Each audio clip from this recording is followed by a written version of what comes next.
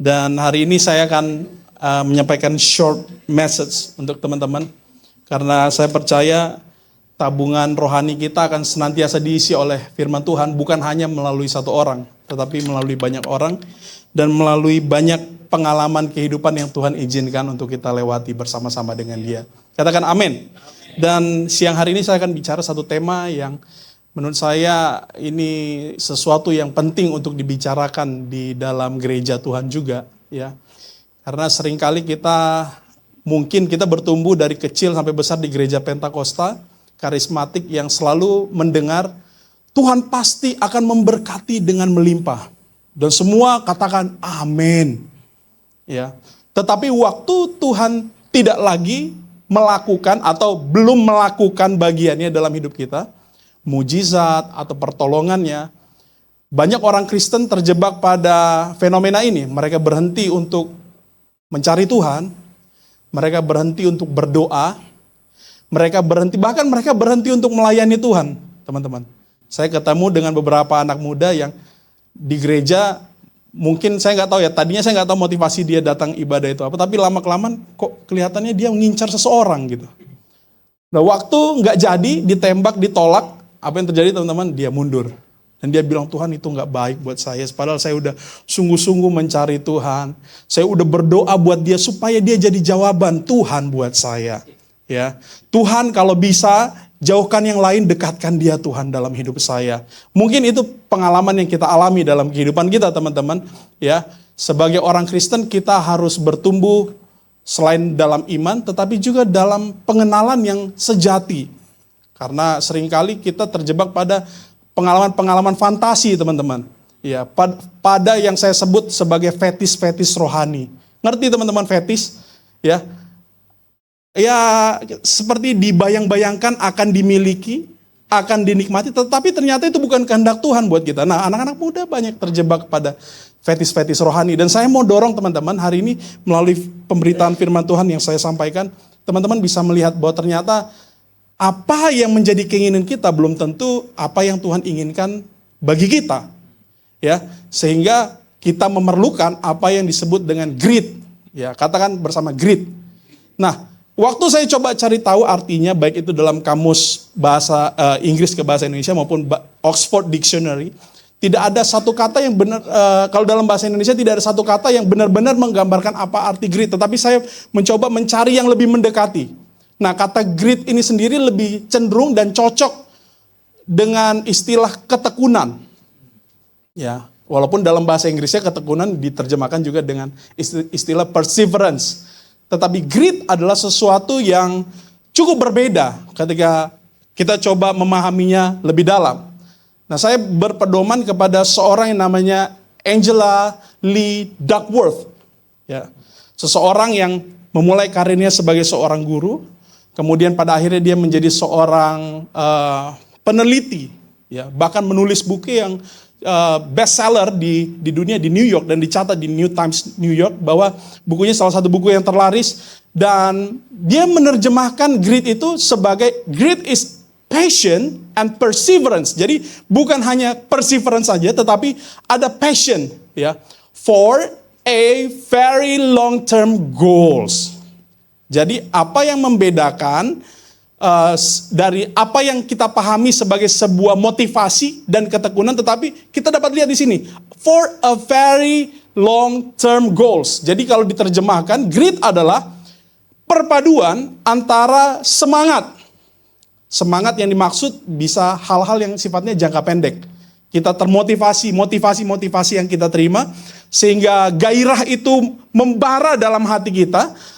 Tetapi juga bukan hanya kita dimotivasi, ada ketekunan untuk mengejar apa yang kita motivasikan itu, ya, untuk mencapai tujuan jangka panjang. Siapa yang sudah merencanakan matinya dikubur di mana, boleh angkat tangan? Ada yang sudah merencanakan, saya kalau mati kremasi aja gitu. Ada yang udah merencanakan, kalau saya mati tolong dikubur di San Diego. Atau paling enggak di TPU karet. Tahu ya teman-teman? Ya, ada yang udah merencanakan kematiannya hari ini. Dan mungkin kita tidak bicara itu, ya. Kita lebih bicara sesuatu yang Tuhan sudah rancangkan dalam hidup saudara dan dalam hidup saya. Sesuatu yang kita nggak tahu di mana ujungnya, kapan selesainya, tetapi kita berjalan menapakinya dengan tekun dan sambil meyakini bahwa rencana Tuhan yang sedang kita ikuti ini adalah rencana yang terbaik. Katakan bersama, yang terbaik. Karena firman Tuhan bilang bahwa rancangan yang ada padaku, kata Tuhan, ya, bukanlah rancangan kecelakaan, tetapi hari depan yang penuh dengan harapan. Dan kita bisa melihat alignment di sini, teman-teman, bahwa ternyata rencana Tuhan yang disediakan bagi kita is a long-term plan. Untuk mencapai long-term plan itu, saudara dan saya, teman-teman dan saya, harus menapakinya dengan serius dong. Benar nggak? Ya. Kalau teman-teman ingin menjadi seseorang yang penting, seseorang yang teman-teman cita-citakan dalam kehidupan ini, maka teman-teman akan menapakinya, mengerjakannya dengan sungguh-sungguh. Ada yang bercita-cita jadi dokter, tapi kerjaan sehari-harinya main Mobile Legends? Ada nggak? Kamu harus belajar dong gitu. Bukan main Mobile Legends aja. Ada yang kerjanya ingin menjadi desainer, tapi kerjaan sehari-harinya statue, teman-teman. Ya, TikTokan. Bukan saya bilang TikTokan salah, enggak. Ya, nanti saya digeruduk gen alpha. Ya, dan gen yang lainnya. Ya, saya takut ya, karena saya milenial. Seringkali kita mengerjakan sesuatu, dan kita berharap yang kita kerjakan ini akan menjawab tujuan jangka panjang kita. Dan banyak orang Kristen terjebak di sana. Kita sering mengerjakan yang bukan tujuan kita. Karena kita nggak tekun. Sehingga Angela Duckworth, dia berkata bahwa grit bukan hanya bicara soal ketekunan, bukan hanya bicara soal saya termotivasi untuk satu hal, tetapi saya digerakkan untuk mencapai sesuatu yang lebih panjang. Kalau kita masukkan dalam istilah Alkitab, untuk rencana Allah yang lebih besar buat saya. Dan bukan untuk rencana saya. Pertanyaannya adalah, apa yang Alkitab katakan tentang ketekunan? Atau grit itu sendiri. Dan mengapa kita perlu mengembangkan ketekunan? Nah, 3 pertanyaan ini, dan pertanyaan terakhir adalah bagaimana caranya menghidupi ketekunan yang sejati.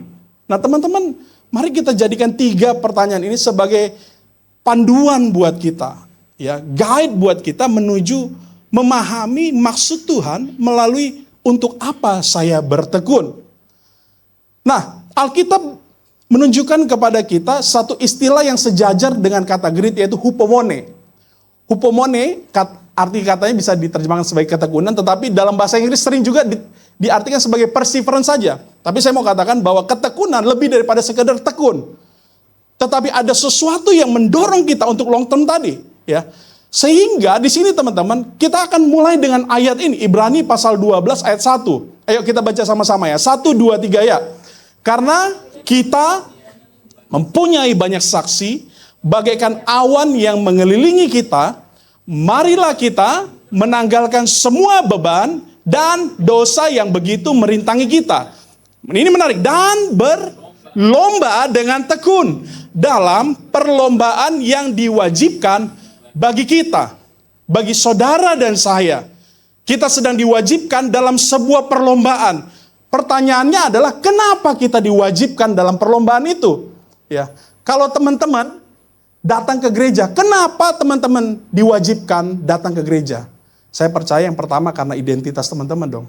Orang Kristen nggak pernah gereja itu orang Kristen nggak? Mungkin ya. Apalagi orang Kristen yang bernapas, tau ya, bernatal dan berpaskah. Ya. Yang napasnya juga megap-megap gitu ya. Ini seringkali menjadi tantangan buat kita. Kita nggak tahu, seringkali kita nggak bisa tekun, kita nggak bisa mencapai grit dan rencana Allah dalam kehidupan, mengerjakan grit itu dan mencapai rencana Allah, karena kita nggak tahu kenapa kita ada, untuk apa kita ada, untuk apa teman-teman kuliah di kampus teman-teman, untuk apa teman-teman hari ini bekerja di perusahaan teman-teman, untuk apa hari ini teman-teman memulai bisnis, untuk apa teman-teman ada dalam keluarga teman-teman. Untuk apa teman-teman ada punya pacar yang cantik, yang ganteng? Kita harus tahu kenapa. Karena identitas yang kita miliki sebagai pacar, karena kita pacarnya. Makanya kita punya intentional untuk membangun hubungan, benar? Nah, sebagai anak dalam keluarga, kita punya intentional karena kita anak orang tua kita. Di dalam gereja, kita punya intentional, kesengajaan untuk datang ke gereja beribadah, karena kita mau komit jangka panjang, teman-teman. Ada yang gerejanya jalan-jalan di sini, teman-teman? Nggak apa-apa, kalau ada bertobat ya. Saya selalu bilang ya, kalau gerejanya masih jalan-jalan, segera bertobat. Ya, karena apa teman-teman? Memang enak sih, tetapi saudara tidak punya kesempatan untuk bertumbuh. Tanda dari saudara bertumbuh dalam ibadah-ibadah saudara, saudara melayani Tuhan. Kalau saudara lompat-lompat, saudara nggak bisa melayani Tuhan. Mungkin ada pendapat, oh saya kan bisa melayani Tuhan di mana saja. Oke, benar. Tapi itu terlalu sempit teman-teman. Ya, terlalu picik kalau bahasa saya ya. Karena apa? Melayani Tuhan perlu komitmen. Dan nggak boleh suka-suka dengan kita. Amin?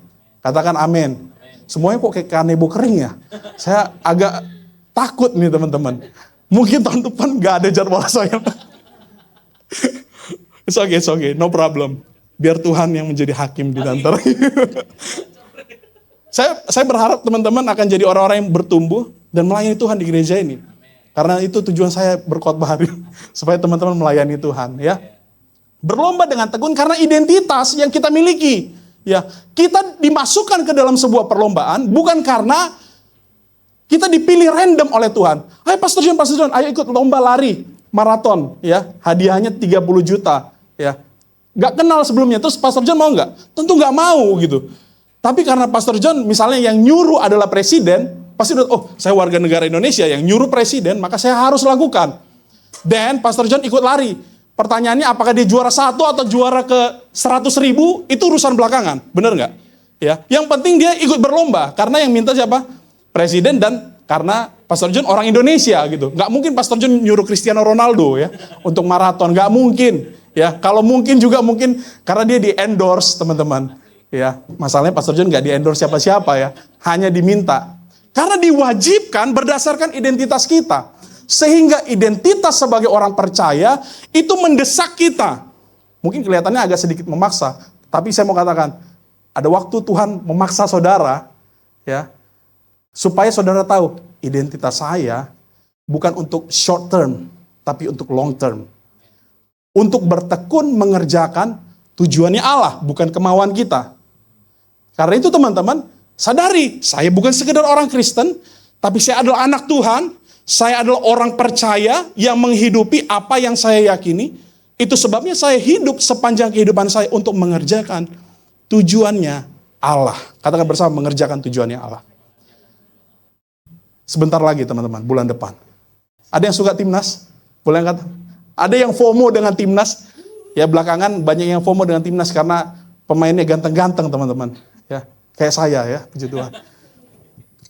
Mari kita bedah. Yang di sini siapa namanya, ada yang tahu nggak ini? Saya kasih tahu aja deh, ini namanya Beckham Putra. Ini siapa? David Beckham. Namanya sama-sama Beckham, ya. Bedanya David Beckham nggak dipanggil ke Garuda Calling. Karena dia bukan orang Indonesia satu. Dan tidak ada kepentingan apa-apa. Kalau dia mau datang nonton juga nggak masalah kan. Kalau dia mau main pun di tengah lapangan nggak masalah. Tetapi dia tidak ada kewajiban untuk ngikutin panggilan ini. Benar nggak teman-teman? Saya suka bola soalnya, jadi saya bawa ini. Nggak tahu kalau teman-teman sukanya pedal ya, atau sukanya main gundu ya, saya nggak tahu ya. Tapi saya suka bola, jadi saya bawa ini. Ya, mungkin kurang relate ya, Beckham aja nggak kenal gitu. Oke, it's okay. Nanti searching aja, oh Beckham ternyata. Oke, yang kedua yang bawa siapa namanya? Baru-baru nih. Mang Ole Romeni, ya, penyerang naturalisasi baru kita. Dan yang sebelahnya siapa? Lamine Yamal, sama-sama gacor teman-teman, ya, sama-sama gacor. Pertanyaannya, walaupun sama-sama gacor, walaupun kalau boleh dibilang sama-sama muda, ya, bedanya adalah Ole identitasnya orang Indonesia, jadi dia ikutin Garuda Calling, nggak mungkin Lamine Yamal. Nanti kita di ban FIFA. Jadi teman-teman bisa dilihat ya, calling itu mewajibkan orang-orang yang punya identitas. Kalau teman-teman orang Kristen, kalau teman-teman melayani Tuhan, kalau teman-teman adalah orang yang benar-benar tahu, oh saya bukan sekedar orang Kristen melayani Tuhan, tapi saya anak Tuhan, maka teman-teman akan menghidupi tujuan jangka panjang teman-teman. dengan sungguh-sungguh, dengan tekun. Katakan bersama, dengan tekun. Jadi ada identitas. Saya sebagai seorang ayah, menghidupi identitas saya bukan hanya punya anak, merawat mereka, ngajarin mereka. Saya punya 2 anak. Yang pertama Jeremy, yang kedua Michelle. Ya. Umurnya masih 8 dan 6 tahun. Dan saya kasih tahu, harus berdoa. Kalau nggak berdoa, nggak dapat apa-apa. Saya melatih mereka bukan untuk berharap pada saya. Saya mau melatih mereka menyadari bahwa doa itu selalu didengar oleh Tuhan. Pertanyaannya kapan, itu urusan Tuhan. Benar nggak? Ya, hanya saya mau kasih pemahaman. Saya hanya ayahmu, Tuhan percayakan ke kamu ke saya supaya saya rawat. Jadi ada tujuan utama. Long termnya, saya mau persiapkan kalian menjadi orang yang kenal dengan Tuhan. Karena mereka anak-anak saya, berdasarkan identitas itu. Dan saya juga percaya bahwa kita semua yang sedang menanggung identitas itu, ya, bukan sebagai sebuah beban, tetapi sebagai sebuah kehormatan, teman-teman. Ya, kalau saudara-saudara, teman-teman melayani Tuhan, ya, memberi diri untuk datang beribadah, itu sebuah kehormatan.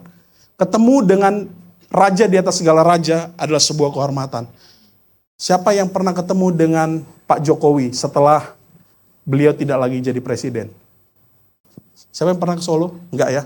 Teman-teman bayangin, setiap hari saya pantau ya, banyak orang pergi ke Solo untuk ketemu Pak Jokowi. Padahal beliau enggak jadi presiden lagi. Dan mereka merasa sangat bangga. Saudara, setiap hari makan, minum, nafas, jalan hidup itu diatur Tuhan. Ketemu sama Tuhan aja males. Gitu. Mungkin agak keras ya saya. Maaf ya Pastor John ya. Tapi oke lah. Mungkin ini terakhir kali juga. Oke. Saya mau dorong teman-teman, bertekunlah dengan apa yang Tuhan sudah beri dalam hidupmu. Kalau orang mencari Tuhan hanya untuk berkat, lakukan sesuatu yang bukan hanya karena kita mau diberkati oleh Tuhan. Karena itu prinsip orang Kristen selalu bicara tentang next miles. Mile berikutnya. Kalau orang minta kita 1 mil, Tuhan suruh kita berapa mil? 2 mil. Ya. Jadi teman-teman yang dikasihi Tuhan, identitas kita harus kita hidupi. Ibrani 10 ayat 36 berkata, sebab kamu, ayo sama-sama, 1, 2, 3, sebab kamu, stop di situ ya, memerlukan ketekunan. Ya, tidak dibuat kecuali pendeta, oh enggak, ya. Atau kecuali yang melayani di gereja, enggak. Semua kita yang mendengarkan firman Tuhan. Sebab kamu dan saya memerlukan ketekunan supaya sesudah kamu melakukan kehendak Allah in long term plan dari Tuhan, kamu memperoleh apa? Apa yang dijanjikannya itu. Janji Tuhan buat saya dan janji Tuhan buat saudara beda-beda pastinya. Tetapi satu hal, Tuhan tidak pernah ingkar janji. Yang setuju katakan, Si Tuhan, ya, Tuhan gak ingkar janji buat saudara. Sekalipun jawaban doa buat orang lain lebih cepat loh teman-teman, daripada jawaban doa buat kita. Bukan berarti Tuhan ingkar janji. Pastikan ini terjadi dalam kehidupan kita bahwa kamu memerlukan ketekunan, kita memerlukan ketekunan, supaya sesudah melakukan kehendak Allah itu dengan tekun, kita memperoleh apa yang dijanjikan Tuhan. And His promise never fails. Janji Tuhan gak pernah gagal. Teman-teman mungkin berpikir, aku kan masih SMA, aku kan masih kuliah. Janji Tuhan itu seperti awan-awan yang gak kelihatan gitu ya. Yang gak bisa diraih, cuman bisa dilihat. Tapi saya mau katakan kepada teman-teman, ya, dulu manusia juga berpikir demikian. Kita gak akan pernah sampai ke bulan. Tetapi apa yang terjadi? Manusia sampai ke bulan. Sebuah lompatan dalam sejarah manusia yang saya percaya bahwa ini adalah rencana Allah yang sedang dikerjakan dalam kehidupan kita. Bukan hanya menjangkau bulan, tetapi memiliki surga dalam kehidupan kita. Percaya nggak teman-teman bahwa surga itu bukan tempat yang nggak kelihatan. Saya punya pemahaman teologis, surga itu ada di mana Tuhan berada. Kalau Tuhan berada bersama dengan kita, kehidupan kita pun menjadi surga buat kita. Amin. Ya, pahami teman-teman bahwa Tuhan tidak hanya menggerakkan kita sebagai orang-orang yang digerakkan oleh motivasi. Tuhan mau kita jadi orang-orang yang tekun, jadi orang-orang yang grit, supaya waktu kita melakukan kehendak Allah, kita memperoleh apa yang dijanjikan itu. Kita masuk ke pertanyaan yang di tengah-tengah tadi. Mengapa kita perlu mengembangkan ketekunan? Saya mau sampaikan dalam 1, 2, 3, 4 hal yang akan saya jabarkan dengan sangat cepat karena kita terbatas oleh waktu. Yang pertama, grow. Yang kedua, resilience. Yang ketiga, integrity. Yang keempat, tenacity. Ya, tenacity. Yang pertama, grow. 2 Petrus 3:18 berkata, bertumbuhlah dalam kasih karunia dan dalam pengenalan akan Tuhan kita dan Juru Selamat Yesus Kristus. Ya. Jadi teman-teman, apa yang Tuhan kehendaki dalam ketekunan kita, yaitu kita mengalami pertumbuhan. Katakan bersama, pertumbuhan. Kalau saudara dan saya melakukan sesuatu dengan tekun, tetapi tidak memahami prosesnya, tidak menikmati prosesnya, saudara belum dikatakan bertumbuh. Dalam proses ketekunan itu, maka firman Tuhan yang baru kita baca ini, mendorong teman-teman dan saya, mendorong semua orang yang menerima surat ini, yang mendengar surat ini, bahwa waktu kita bertekun, waktu kita mengerjakan identitas kita dengan sungguh-sungguh, kita akan bertumbuh dalam pengenalan akan Tuhan kita, dalam kasih karunia yang Tuhan berikan kepada kita. 2 Petrus memerintahkan kepada setiap orang percaya, semua orang, untuk tekun bertumbuh dalam 2 dimensi utama. Yang pertama, kasih karunia, pengalaman keselamatan. Saudara diselamatkan bukan hanya save from, tetapi save for. Tahu teman-teman? Bukan hanya diselamatkan dari dosa, but you are saved for. Diselamatkan untuk apa? Seringkali pemahaman keselamatan kita hanya berbicara, oh saya diampuni dosanya dan saya pasti masuk surga. Kalau gitu semua orang pengen mati cepat-cepat teman-teman. Karena semua orang pengen ke surga katanya. Ya, tapi saya mau dorong, enggak apa-apa, itu dia hanya mantau kita ya. Sampai di mana kita tadi? Ya, kita bukan hanya save from, tapi juga save for. Ya. Kita diselamatkan bukan hanya dari dosa, dari hukuman, tetapi diselamatkan untuk menyelamatkan yang lain. Jadi ketekunan kita membawa kita kepada pengenalan akan keselamatan kita. Kita makin mengalami apa yang menjadi tujuan Allah dalam kehidupan kita. Dan kita bertumbuh dalam pengenalan itu. Yang kedua, pengenalan akan Kristus. Ya. Jadi dimensi yang kedua, ketekunan itu akan membawa kita mengenal pribadi Yesus itu sendiri. Dan saya percaya tidak ada satu orang pun di tempat ini yang sudah ketemu Yesus dalam bentuk 2000 tahun yang lalu, teman-teman. Gak ada. Karena kalau teman-teman hidup dari 2000 tahun yang lalu, saya pastikan teman-teman adalah fosil yang sedang hidup. Ya. Pengenalan akan Kristus. Know who, experiential knowledge. Pertumbuhan ini bukan otomatis. Dan terjadi hanya melalui proses, termasuk melalui trials, sufferings. Ya, dengan memiliki ketekunan ini dan menghidupi ketekunan ini, maka saudara dan saya, teman-teman semua dan saya akan menjadi manusia rohani yang matang. Katakan bersama, matang. Saudara mau matang? Ya, ada banyak orang menua tapi nggak matang. Ya, ada banyak orang menua, ya, melayani Tuhan cukup lama, tetapi menghadapi orang lain masih baperan, teman-teman. Saya bukan menyangkal perasaan ya. Kita ada di zaman di mana kita seringkali lebih excuse dengan perasaan kita daripada kebenaran.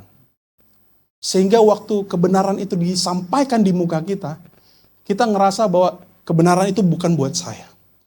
Tetapi sebuah filsafat katakan, the truth is for all. Kebenaran adalah buat semuanya, entah itu menyakitkan atau tidak. Tapi saya mau katakan kepada teman-teman, kematangan adalah sesuatu yang Tuhan mau dihasilkan dari dalam kehidupan teman-teman. Saudara-saudara, teman-teman, mungkin ada yang SMA, SMP di sini, boleh angkat tangan? Oke.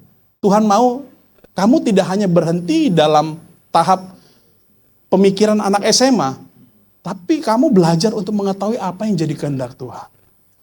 Ada yang sudah kuliah di sini? Ada STMJ semester 7 masih jomblo? Oh, banyak yang senyum ya. Kasihan Pastor John. Tolong ya dicomblangin gitu ya, siapa tahu jodoh. Kalau enggak nanti saya comblangin ke anak-anak di gereja saya. Supaya kita enggak. Jadi sarana sama comblang. Ya. Kita harus matang, teman-teman. Ada sesuatu yang kita hasilkan dalam kehidupan kita. Tidak peduli, karena firman Tuhan ini datang untuk semua. Masalah saudara memahaminya atau tidak, itu urusan saudara. Ya, bukan urusan saya. Saya nggak bisa paksa teman-teman untuk memahami apa yang menjadi maksud Allah soal ketekunan ini, sampai kita melakukannya sendiri. Benar? Ya. Saya ada di tahap ngajarin anak saya supaya dia experience it, ya, mengalami itu sendiri. Jadi dia belajar nyalain korek api. Korek apinya udah mati, tapi dia pegang kepalanya. Aduh. Saya bilang apa? Rasain. Memang kelihatannya jahat sih ya. Aduh, memang ini saya ilmu parentingnya anjlok kayaknya. Tapi saya mau katakan, ya. Ada waktu di mana Tuhan izinkan kita mengalaminya sendiri. Ya. Dan kita seringkali keras kepala karena kita ngikutin perasaan kita. Kita excuse dengan perasaan kita dan kita refusing truth itu sendiri. Kebenaran kan buat kamu, buat orang-orang tertentu. Saya mau katakan kebenaran buat semuanya. Dan pengalaman kepada Kristus, ketekunan dalam menjalani rencana Allah untuk semua orang supaya kita semua mengalaminya. Untuk jadi manusia yang matang, dewasa dan sempurna seperti Kristus. Ya, kata dewasa itu pakai kata teleoi. Tahu teleoi? Teleoi. Nah, teleoi ini seperti teropongnya Jack Sparrow. Teman-teman tahu Jack Sparrow? Kalau nggak tahu lagi, saya nggak tahu umur berapa teman-teman ya. Ya, Jack Sparrow itu kayak Pirates of Caribbean. Ya. Kan pendek tuh teropongnya. Harus dipanjangin. Kalau pendek, blur. Kalau dipanjangin satu slot, bukan slot Zeus ya teman-teman. Satu slot, kok kayaknya banyak yang main nih. Pastor John tolong konseling ya habis ini ya. Banyak yang ketawa, tahu kayaknya itu. Atau adminnya. Admin judo loh enggak. Ya. Teleoi itu seperti teropong bajak laut. Bukan yang dua ya, yang satu ya. Makin dipanjangin makin jelas. Jadi makin dewasa kita, makin diregangkan, makin jelas apa yang kita lihat. Makin kita bisa melihat apa yang jadi rencana Tuhan. Kalau kita udah direnggangkan dan tidak melihat dengan jelas, berarti lensanya salah. Ya, harus diganti, direkalibrasi. Ya, bukan asmalibrasi ya. Oke. Jadi kesempurnaan, kedewasaan adalah hal yang sama yang Tuhan mau terjadi dalam kehidupan kita. Dan untuk mencapainya teman-teman harus tekun. Amin. John Ortberg, bukan pastor ini, John Ortberg berkata, over time, greed is what separates fruitful lives from aimlessness. Nah, saya kasih terjemahannya dalam bahasa Jawa. Seiring berjalannya waktu, kegigihan, ketekunan atau greed adalah yang membedakan hidup yang berbuah dari hidup yang tanpa arah. Jadi teman-teman, ketekunan yang saudara sedang titi hari ini dalam studi, dalam kerjaan, dalam bisnis, dalam hubungan, akan membawa teman-teman ke arah yang jelas. Katakan bersama, jelas. Kalau saudara pacaran dengan orang yang belum dewasa, hubunganmu gak jelas. Coba bilang sama kiri kanannya, pacaran sama yang dewasa. Bukan sama om-om ya, bukan sama om-om. Bilang sama kiri kanan, jangan sama om-om, jangan sama tante-tante. Ya. Ya, ingat ya. Ini saya kayaknya membawa pencobaan buat energizer ya. Ya, sering berjalannya waktu, greed akan membedakan hidup yang berbuah dari hidup yang tanpa arah. Jadi saudara-saudara, ketekunan yang saudara titi mendewasakan kita di satu sisi, tetapi di sisi yang lain akan semakin memperjelas apa yang menjadi tujuan Tuhan buat kita. Yang pertama, grow. Kita masih ada cukup banyak, saya harus cepat. Ya. Yang kedua, resilience. Ya, 2 Korintus 4 ayat 8-9, firman Tuhan berkata, dalam segala hal kami ditindas. Ayo kita baca yuk, kayaknya ini menarik banget karena ada komparasi ya. 1, 2, 3 ya. Dalam segala hal kami ditindas, namun tidak terjepit.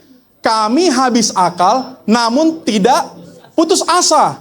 Dikejar, namun tidak ditinggalkan. Dipukul, namun tidak binasa. Nah, teman-teman, Paulus menggambarkan 4 pasang klausa ya. Tekanan dan antitesisnya di sana ya. Setiap tekanan diikuti oleh penyangkalan terhadap kehancuran.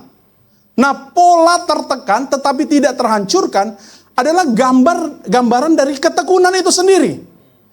Orang yang tekun di dalam Tuhan dikatakan ditindas namun tidak terjepit. Orang yang tekun di dalam Tuhan habis akal namun tidak putus asa. Orang yang tekun di dalam Tuhan dikejar-kejar, dipersecuted namun tidak ditinggalkan. Orang yang tekun dan grit di dalam Tuhan dipukul namun tidak binasa. Ya, ini bahasa yang menggambarkan orang-orang yang tekun, teman-teman. Tidak dalam hal mungkin harfiah dicoba hari ini. Saya pukul teman-teman pasti akan binasa ya. Ya, mungkin ya. Atau paling nggak rumah sakit ya. Nah, pola ini menunjukkan resiliensi yang alkitabiah yang dihasilkan dari kehidupan yang tekun, yang grit itu. Bukan ketiadaan masalah. Jadi saya mau katakan, hidup Kristen itu bukan berarti lepas dari masalah. Amin. Ada masalah, ada tekanan, ada terpaan kehidupan. Tetapi sebaliknya, di dalam masalah terpaan kehidupan dan penderitaan kita, ada kekuatan untuk bertahan yang diberikan oleh Tuhan. Jadi ketekunan melatih teman-teman untuk makin kuat menghadapi kehidupan ini. Teman-teman tahu ini? Ini bukan aktor di SpongeBob ya. Di SpongeBob beruang laut namanya. Ini namanya beruang air. Tulisannya terlalu kecil ya. Oke, jadi saya bacakan ya. Beruang air ini makhluk yang punya resiliensi sangat tinggi. Saya nggak mau ngambil benda mati, saya mau tunjukkan makhluk hidup yang punya daya tahan yang luar biasa. Yang bentuknya agak aneh sih emang gitu ya. Namanya beruang air, tapi agak... Apa ini ya? Star Wars terinspirasi dari sini, saya nggak tahu juga. Who knows ya? Atau aliens versus apa tuh? Ya pokoknya gitulah ya. Ya, beruang air. Hewan mikroskopis. Kalau dibilang mikros berarti udah kecil dong gitu ya. Panjangnya less than 1 mm. Jadi kurang dari 1 mm. Bisa bertahan tanpa air selama 30 tahun. Saudara-saudara, bisa hidup tanpa air berapa lama? Manusia tanpa air bisa paling 3 sampai 5 hari. Ya, kalau tanpa cinta, suhu hampir bisa bertahan di suhu hampir mendekati 0 Kelvin, sekitar minus 272 Celcius. Kalau salah mungkin nanti dikoreksi lagi ya. Tapi ini yang saya temukan. Ya, hingga rentang suhu 150 derajat Celcius. Ya, di minus 272 dia bisa hidup. Di plus 150 derajat titik didih air berapa? 100. Mungkin 97 sampai 100 gitu ya, udah mendidih. Tapi dia bisa hidup loh. Radiasi 1000 kali lebih tinggi daripada dosis mematikan bagi manusia. Hiroshima, Nagasaki, salah satu bukti yang menunjukkan bahwa radiasi nuklir itu mematikan buat manusia. Bahkan orang yang lahir dari orang yang kena radiasi juga terpapar. Jadi teman-teman lihat ya, dia bisa bertahan 1000 kali dari dosisnya manusia. Ini resiliensinya tinggi nih. Kalau ada yang mau pelihara jadi hewan atau diternakin silakan ya. Breeder beruang laut silakan datang ya. Tapi teman-teman tidak akan menemukannya di permukaan laut, tidak. Ya. Tekanan 6 kali lebih besar daripada palung Mariana, 800 bar. Pernah dengar kapal selam yang tenggelam di Selat Bali? Di sana tekanan barnya sekitar 30 sampai 40, kapalnya hancur. Kapal selam modern, military. Ini dikatakan berapa? 800 bar. Berapa kali? 30 sampai 40 kali lebih kuat tekanannya. Tapi dia masih bisa hidup. Ya, manusia ya, makin banyak tekanan, makin banyak gaya, teman-teman. Ya. Jadi saya mau katakan kalau teman-teman mau mengurangi tekanan, kurangi gaya. Katakan pada kiri kanan, kurangi gaya. Ya. Cukup dia aja yang banyak tekanan ya. Saya nggak tahu apa dia banyak gaya juga, nggak tahu. Karena belum kenalan ya. Bahkan bisa hidup di luar angkasa teman-teman, tanpa oksigen. Ya, kalau hidup tanpamu gimana? Ya, tapi ini hidup di luar angkasa bisa hidup. Ya, saya coba cari tahu mungkin sekitar semingguan gitu dia bisa bertahan. Ya, semingguan lebih sedikit lah gitu ya. Jadi teman-teman, beruang air ini punya resiliensi yang tinggi. Saya nggak tahu siapa yang melatihnya, apa dia baca kitab Ibrani dulu, saya nggak tahu. Ya, tapi saya mau katakan bahwa seringkali resilience itu muncul ketika kita tekun menghadapi setiap persoalan hidup. Ya, bukan soal masalahnya seperti apa, sebesar apa, tetapi tentang siapa yang bersama-sama dengan kita. Katakan amin. Ya, yang bersama-sama dengan kita, Tuhan yang besar. Teman-teman, alami sendiri pengalaman keselamatanmu dan pengalaman pribadi dengan Yesus. Maka kita akan melihat dalam ketekunan kita. Kita boleh katakan, aku punya Tuhan yang besar. Amin. Integrity. Dengan cepat. Amsal 10 ayat 9. Saya ambil terjemahan bahasa Inggrisnya ya. Whoever walks in integrity walks securely. But whoever takes crooked path will be found out. Apa sih artinya? Ya. Jadi integritas, kenapa saya kaitkan dengan integritas? Ya, karena ketekunan selalu bicara tentang menapaki sesuatu secara konsisten. Sesuatu yang konsisten itu selalu bicara lurus. Jadi, ngerti nggak pelajaran SD? Ya, garis itu terbentuk dari apa? Titik, titik, titik, titik, titik, titik, titik, titik, titik, titik, yang konsisten. Ya, sehingga terbentuk sebuah garis yang lurus. Nah, kata tekun itu seringkali berpadanan dengan integritas yang dalam Alkitab kita temukan artinya tamim. Grit bukan hanya membuat kita memiliki daya tahan yang baik, tetapi juga membentuk pondasi yang kuat dan kokoh. Ya, kalau membangun sesuatu pondasinya nggak kuat dan kokoh, saya percaya nggak lama dan kerjaan kita jadi sia-sia. Itu sebabnya ketekunan tidak hanya bicara tentang selesai, tetapi bagaimana pondasinya kuat gitu teman-teman. Ketekunan yang dijalani dengan integritas akan membawa kita searah kepada rencana Allah. Jadi ketekunan dalam rencana Allah tidak mungkin akan belok kepada rencana iblis. Katakan amin. Ya. Seringkali orang nyalain Tuhan atas masalah-masalah yang terjadi dalam kehidupannya, atas mungkin mimpi-mimpi yang gagal. Karena apa? Karena dia ngerasa saya kayaknya udah ikutin rencana Allah. Tapi kalau di tracing ke bawah, kita ikutin apa yang kita mau. Ternyata kita ikutin rencana iblis dalam hidup kita. Integritas atau tamim dalam bahasa aslinya erat kaitannya dengan shalom. Ya. Jadi seseorang yang percaya, yang tekun menghidupi panggilan, identitas tadi, sebagai orang berintegritas, akan mengalami keutuhan dan damai sejahtera ilahi. Jadi bersamaan, waktu grow, makin kenal dengan Tuhan, berjalan dengan integritas, kita makin mantap langkahnya. Makin mantap langkahnya teman-teman. 2012 saya kasih tahu teman-teman, 2012 saya punya dua kesempatan emas sebenarnya untuk sebagai seorang mahasiswa teologi. Yang pertama, jadi wakil gembala di salah satu gereja yang baru berkembang di Makassar. Sampai ketua umum GSJ telepon, beliau orang Ambon ya, dia panggilnya Nyong, bukan Monyong ya, Nyong. Saya orang Batak padahal, Nyong, kamu di sanalah bantu ya.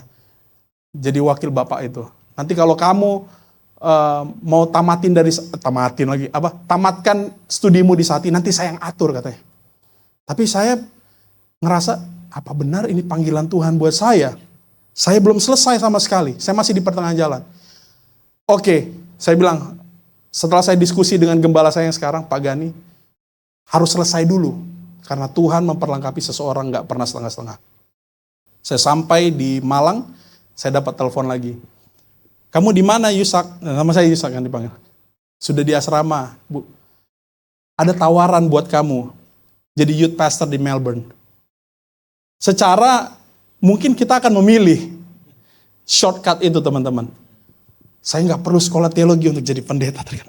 Mungkin sebagai seorang mahasiswa teologi kita akan punya mimpi. Mumpung nih gitu ya. Tapi Sekali lagi saya ingat apa yang disampaikan oleh gembala saya sekarang. Tuhan gak pernah setengah-setengah memperlengkapi seseorang. Kalau dia mau pakai seorang, dia pastikan dia selesai dulu. Ya, dia selesai dulu. Dan apa yang terjadi teman-teman? Tuhan kasih saya shalom. Dan waktu Tuhan kasih saya shalom, Tuhan teguhkan langkah-langkah kehidupan saya. Tuhan makin pertajam apa yang Tuhan mau kerjakan. Bukan saya katakan saya sudah di akhir ya, enggak. Dalam perjalanan ini, sampai detik ini teman-teman, mungkin banyak tawaran ya. Salah satunya teman saya juga sih, pendeta yang bikin KKR di Istora Senayan pakai seling, tahu nggak siapa? Yang jadi Superman. Udah, nanti teman-teman tahu jadi gibah kita ya. Oke, nanti cari aja pendeta yang di Istora Senayan pakai seling, nanti muncul tuh mukanya. Oke, saya diminta jadi support pastor di sana di English service yang mereka. Tapi puji Tuhan, akhirnya sekarang dia punya masalah dengan istri dan anak-anak istri dan anaknya ada di Australia sekarang. Udah tahu lah ya. Udah tahu. Jadi gitu teman-teman, ya. Shalom ini akan menyertai waktu kita tekun, ya. Kita akan merasa utuh. Kita nggak akan comot sana, comot sini supaya kita diuntungkan, enggak. Tapi kita akan mengerti rencana Tuhan buat saya bukan itu. Rencana Tuhan buat saya memang saya belum tahu ujungnya, tapi saya tahu selalu yang terbaik diberikan kepada orang-orang yang mengasihi. Yang terakhir, tenacity. Wah, mepet sekali, tinggal detik-detik terakhir. Karena kita mempunyai banyak saksi bagaikan awan yang mengelilingi kita, marilah kita menanggalkan semua beban dan dosa yang begitu merintangi kita, dan berlomba dengan tekun dalam perlombaan yang diwajibkan bagi kita. Marilah kita melakukannya dengan mata yang tertuju kepada Yesus, yang memimpin kita dalam iman, dan yang membawa iman kita itu kepada kesempurnaan, yang dengan mengabaikan kehinaan, tekun memikul salib ganti sukacita yang disediakan bagi Dia yang sekarang duduk di sebelah kanan tahta Allah. Nah, teman-teman, di sini kita dapat melihat bahwa marilah kita berlomba dengan tekun, dengan ketekunan. Ya, pakai kata hupomone, gambaran dari lari jarak jauh, teman-teman. Ya, perlombaan jarak jauh, bukan sprint, melainkan ketekunan, ya, yang mempertahankan langkah sampai garis akhir. Kenapa saya ambil tenacity? Karena tenacity adalah kualitas yang ditunjukkan oleh seseorang yang pertama, terus berjuang dan tidak mudah menyerah. Ya, jadi anak Tuhan, jangan mudah menyerah. Katakan kepada kiri kanan ini, jangan mudah menyerah. Yang kedua, tenacity, kegigihan itu selalu bicara tentang memiliki tekad yang kuat. Sekali rencana Allah, sekali janji Allah yang sudah diberitahukan kepada kita, janji Allah, bukan keinginan saya. Tenacity juga bicara tentang kegigihan dan persistensi dalam upaya kita sebagai seseorang yang seolah-olah memegang erat tujuan mereka. Jadi tidak akan berpaling dengan apapun. Waktu kita bertumbuh, kita menjadi tahan uji. Waktu kita tahan uji, maka kita akan menjadi utuh. Waktu kita menjadi utuh, maka kita akan pegang erat-erat apa yang Tuhan sudah berikan bagi kita. Apa yang tidak dapat dilepaskan dari dalam hidup kita? Benda, handphone teman-teman. Ya, istri saya kayaknya mungkin untung dia nggak ikut sama saya. Saya mau gibahin dia dulu hari ini. Ya. Kalau saya gibahin Pastor John sedosa. Kalau saya dengan istri saya nanti kan bisa diberesin di rumah makan, teman. Ya. Selalu pegang HP. Sekali ketinggalan HP-nya, nggak tahu ya apa teman-teman ada seperti itu nggak di sini? Aduh, HP ku ketinggalan. Kadang kesel juga sih. Tapi gambaran selalu pegang erat-erat ini seringkali hanya kita lakukan dalam koridor keinginan kita saja. Tapi kehendak Allah jarang sekali ada orang yang mau pegang erat. Teman-teman, apa yang jadi kehendak Allah bagimu? Pegang erat itu. Imanmu, tadi katanya imanmu tak, mungkin oke lah. Kadang-kadang saya juga agak-agak sedikit berpikir, imanmu tak perlu besar, oke. Tapi yang kecil aja bisa lepas gitu, saya pusing tuh ya teman-teman ya. Imanmu tak perlu, terlagi ada tawaran lepasin. Oh iya gak apa-apa, kecil kok, ya udah kasih aja gitu ya. Gak berharga. Mungkin itu, sorry ya saya bukan ngejek WL ya. Tapi mungkin dalam pemikiran saya pribadi, lagu itu memang mau menunjukkan satu ayat dalam Alkitab. Tetapi dalam prakteknya seringkali kita, yang kecil aja gak bisa kita pegang erat-erat teman-teman. Apalagi yang besar gitu. Bener nggak? Ya, yang kecil aja kita, aduh kelupaan ya udahlah biar aja hilang imannya gitu ya. Yang penting menguntungkan buat kita. Tapi nggak apa-apa, itu manusiawi. Dan saya mau katakan kepada teman-teman, mari kita menemukan tujuan Tuhan dalam hidup kita melalui ketekunan ini. Semakin kita bertekun akan menjaga pengharapan kita agar tetap menyala di saat yang hebat. Oke. Saya bikin timer soalnya. Makasih ya. Di saat yang hebat, di saat yang bertalenta, di saat yang punya privilege, memilih untuk memadamkannya. Ada orang hebat, tapi nggak sampai akhir teman-teman. Ada orang bertalenta, tapi nggak sampai akhir. Ada orang yang punya privilege, tapi dia nggak sampai akhir. Hanya orang-orang yang bertekun yang bisa sampai akhir. Firman Tuhan berkata, dikatakan di sini, sekalipun tidak ada dasar untuk berharap, of course, Abraham melakukannya. Jalan untuk dilalui. Bahkan waktu Musa melihat di depannya laut mati, Musa tetap berdiri di hadapan bangsa itu karena dia tahu Tuhan ada bersama-sama dengan dia. Dan dia harus lewati jalan. Sekalipun tidak ada jalan yang dilalui, iman yang disertai dengan ketekunan akan mengokohkan janji dan rencana Tuhan yang akan digenapi dalam kehidupan kita. Dan saya mau tutup dengan 4 hal ini. Yang pertama, gimana caranya menghidupi ketekunan? Yang pertama, baca sama-sama 1, 2, 3. Fokus pada panggilan dan rencana Tuhan atas apa yang Tuhan mau. Cari tahu gitu ya. Ya, sekali lagi, panggilan Tuhan buat saya beda buat panggilan Tuhan buat teman-teman. Sekalipun secara umum panggilan gitu ya. Tetapi specifically kita beda-beda. Yang kedua, sabar menantikan hasil dari proses. Selalu punya pemikiran the best is yet to come. Yang terbaik itu ada di ujung sana dan saya harus tekun mengerjakan hari ini. Yang ketiga, jangan menyerah dan berputus asa. Bahkan kegagalan pun dapat berubah menjadi keberhasilan jika bertekun. Karena saya pemaham prinsip bahwa kegagalan bukanlah keadaan permanen, teman-teman. Kemiskinan bukan keadaan permanen. Kalau orang hidup lahir karena miskin, itu oke. Tapi kalau dia mati karena miskin, itu sesuatu yang memang dia tidak mau rubah. Ya, benar nggak teman-teman? Mungkin orang lahir dengan kebodohan, tidak tahu apa-apa, pendidikan terbatas. Tetapi kalau dia mati karena mati di dalam kebodohannya, itu pilihan dia. Karena ada banyak orang yang tekun bisa keluar dari sana. Ya. Banyak orang yang mau berusaha bisa keluar dari sana bersama dengan Tuhan. Yang keempat, ini the ultimate punch buat kita. Serahkan semua kerja keras dan usaha dalam doa kepada Tuhan. Tuhan, aku udah kerja keras. Tuhan, aku sudah memberi segala-galanya. Saya mau melihat apa yang orang cerita Tuhan tolong, saya juga pasti ditolong Tuhan. Katakan amin.